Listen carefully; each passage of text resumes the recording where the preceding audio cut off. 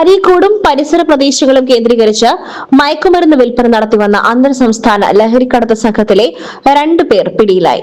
അരീക്കോട് താഴത്തങ്ങാടി സ്വദേശി ചീമാടൻ വീട്ടിൽ നിച്ചിൽ, കവനൂർ അത്താണിക്കൽ സ്വദേശി കവടഞ്ചേരി വീട്ടിൽ മുഹമ്മദ് ഷാൻ എന്നിവരാണ് പിടിയിലായത്. അരീക്കോട് പത്തനാപുരത്ത് വെച്ച് നടത്തിയ വാഹന പരിശോധനയിലാണ് 8 ഗ്രാം MDMA-യുമായി ഇവർ പിടിയിലായത്.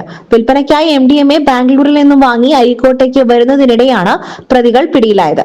2023-ൽ MDMA-യുമായി നിച്ചിലിനെ ബാംഗ്ലൂർ പോലീസ് പിടികൂടിയിരുന്നു. ഈ കേസിൽ ജാമ്യത്തിലിറങ്ങി വീണ്ടും ലഹരി കടത്തിൽ സജീവമാവുകയായിരുന്നു.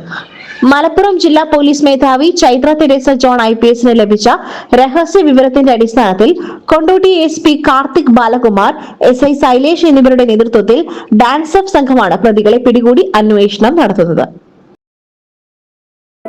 SS Gold, Pure Gold. SS Group, Nilambur.